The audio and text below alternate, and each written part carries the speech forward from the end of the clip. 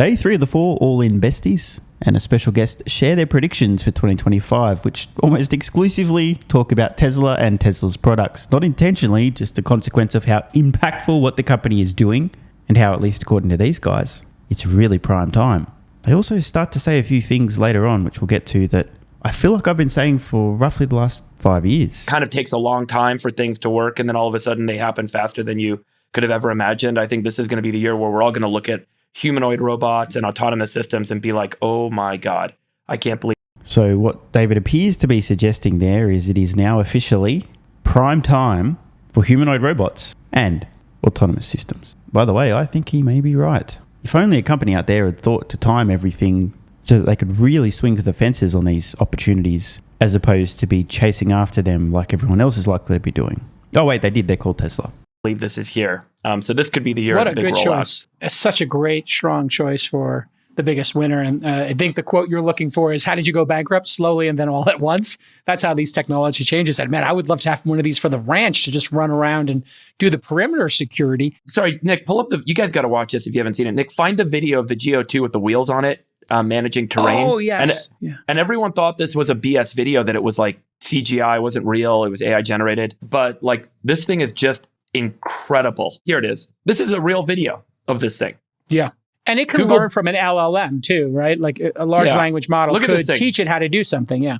Gavin, is this real? Like, what's your sense on this? Real. Yeah. Yeah. I want to get the G1, which is their humanoid robot. Yeah. So pull up the humanoid. It's really cool. Yeah. It's a little more expensive. Yeah. But yeah. I mean, $16,000 is the cost of a used Prius. Let's be honest. That's in spitting distance of being affordable for the middle class. Look at this thing. 16 grand. And this thing, you can basically command it to do things for you in your house or in your factory or in your workplace. Oh, come on. I knew you would do it. Reminds me of this curious headline I read recently on X. Quote, women will be having more sex with robots than men by 2025. Oh, but wait, it is 2025. And some guy reposted that article with this and the caption, wake up babe, new Tesla bull case just dropped. I definitely don't understand the image that was included with this post though. Can anyone explain in the comments below? I don't understand. Why are these completely unrelated objects all included with that post? Trolling aside, this is an impressive looking robot. The race is on, folks. Strap yourselves the fuck in. Oh, come on. I was going to say maybe we could get a poker dealer. Maybe Bo, I wonder if this thing could deal cards or open wine. Do you guys remember that robot that was on stage for our all-in holiday spectacular? That company? 1X. So my brother made an observation. He said, as soon as that robot came out, it's like everyone just wanted to abuse it. He's like, humans have this very interesting nature where like the robot emerges and all that humans want to do is like hurt the robot. It's like a very strange revelation of human behavior. Yeah, like it's like, oh, here's something I could dominate. Here's something I can tell it what to do and control it. Well, that's because we're so threatened by it. We want to make sure that we're the top of the species here, and it doesn't feel like it's going to be for much longer. I mean, these things will kick our ass pretty soon. Anyway, these things are amazing. I think this is going to be the year of the robots. That's my prediction. Year of the robots is your prediction. I love it. Gavin, what do you got? Profoundly agree. I think year of the robots, inclusive of FSD. How interesting. Gavin, quote, profoundly agrees. Not just a little bit. Profoundly agrees. Year of the robot. And he also throws in FSD with that as well. To David's earlier point, right, is saying the year of the humanoid robot and autonomous systems. So you got 2 of the 4 guys straight out of the gate predicting 2025 is the year of the humanoid robot and FSD. Off to a good start. Although there's some pretty bad news to come. Not for Tesla, but yeah, we'll get to that. I think FSD works today, and it's gonna cross into mainstream adoption where I already notice, particularly if I'm taking an Uber late at night, I really, really prefer to have a Tesla. Just sometimes you get an Uber driver who's tired, and I just feel a lot safer if they have the FSD running. And then obviously using it for yourself is amazing, but I think it's going to continue compounding at an accelerating rate. I think Gavin is right. Meanwhile, the average analyst covering Tesla at the moment, definitely not on the same page as Gavin and I. Let's just leave it at that. Okay, skipping ahead just a bit. Here comes the bad news. ... 25, biggest business deal. What do you got, Chamath? What's your biggest business deal for 2025 prediction, Chamath? What do you got? You said Starlink to go public last year. That hasn't happened yet. That one. Yeah. Totally ripped on that one. I think that this is the year that we will see the collapse of the traditional auto OEMs. So words matter. Chamath didn't just say legacy automotive companies might slightly scale back. He specifically used the word collapse to describe what he expects to see legacy automotive companies do in 2025. Collapse. Now, my prediction is somewhere over the next 12 to 36 months, we see an absolute implosion of legacy auto companies. I've talked about the death spiral, but the short story, EV sales, roughly 10% of all vehicles sold last year, they're going to 100%. Internal combustion engine vehicle sales, currently 90% roughly, going to 0%. Legacy automotive companies make paper-thin profit margins selling vehicles today on very high volumes. If less consumers are buying internal combustion engine vehicles, that means these companies don't benefit as much from economies of scale, meaning their margins shrink. But their margins are already smaller than your dick. By the way, I'm just kidding. I know you guys are all members of the Meat Club. That their paper-thin margins go from almost nothing to negative. And then at that point, why are you even producing and selling products anymore? You may as well close up shop. Now, the only hope of these companies surviving would be for them to be massively scaling profitable production of compelling electric vehicles that could outcompete or at least compete with Tesla's own products, but they can't. So the profits that they would need to use to fund their extremely expensive transition to electric vehicles are going to implode. And the less internal combustion engine vehicles they sell, the less profits they make, meaning they'll either have to raise prices and sell even less, and then they make even less. You get where this is going, right? Or they just give up. It's a death spiral. They're fucked. Completely and utterly fucked. And apparently, Chamath also happens to believe that legacy automotive companies are completely and utterly fucked. Again, he said collapse, not just scale back slightly or go through a tough transition. Collapse, and he's right. Now, the exact timing, I don't know for sure. Again, my personal prediction is somewhere in the next 12 to 36 months. My best guess would probably be about, we've already seen the collapse. The sales are coming down, right? But when it becomes really evident, and even the dimwits on Wall Street, the analysts are starting to see the word collapse and even using the word collapse, I think that's probably going to be another 12, 24, maybe at most 36 months. But believe you me, companies today selling 1, 2, 3, 5, 10 million internal combustion vehicles per year are going to see those volumes plummet. And we're talking multi-double-digit percentage declines year over year, which very quickly will take you from 10 million to 2 million to bankrupt. Oh. And I think that the deal that happened at the end of 2024 with Honda and Nissan, I think is a bit of a signal to what the industry has to do, which is to go through a massive wave of consolidation. Seems that Chamath is under the impression that this won't be the last potential merger, acquisition, conglomeration, partnership, joint venture between legacy automotive companies out of sheer desperation as they collapse. And he's right. I'd be interested to know whether or not Chamath had this thought in his head before the news of the Nissan-Honda potential merger appeared. Probably. I don't know. I haven't heard him say it out loud, but maybe he's already had this thought. But as he points out, there's certainly a signal of what's to come from other legacy auto companies. As I've said before, the mergers, the partnerships, the acquisitions, the joint ventures, they're step one of bankruptcy. Won't be the last. 5 years ago, I was predicting this would happen. You can fact check me. The receipts are everywhere. Posting videos every fucking day. I say the same shit all the time. It won't be that hard to find the predictions. I've also been saying since 2019 that the vast majority of legacy automotive companies won't be in business at the end of this decade. Apparently, Chamath seems to agree.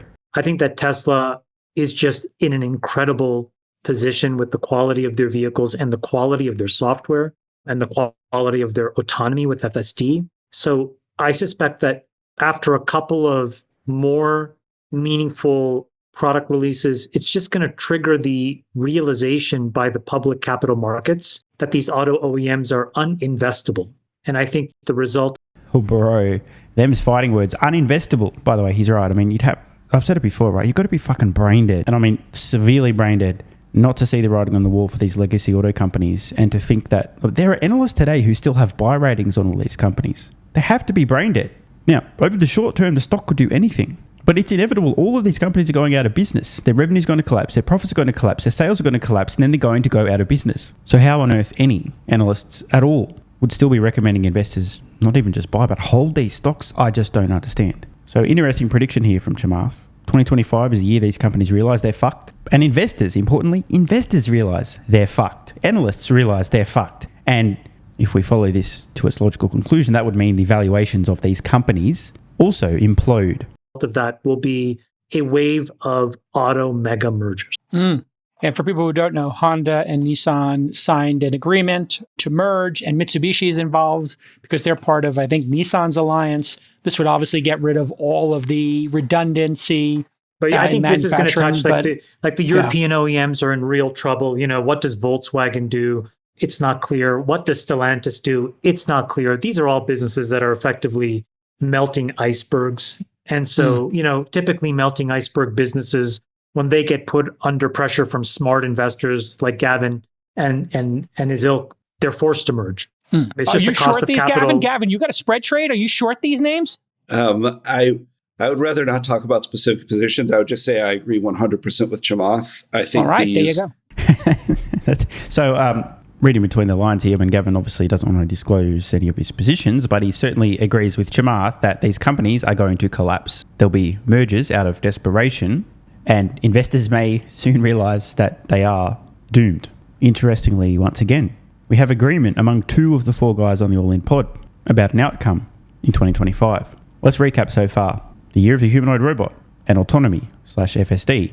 Plus, legacy automotive companies are fucked. Their valuations are likely to implode and there'll be mergers out of desperation throughout the year. I mean, I kind of feel like I'm watching a 2019 video of mine and reacting to it, to be honest. But these guys, I think they're right.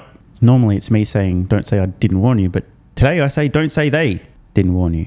They're going to lose their Chinese business because they don't make competitive products anymore.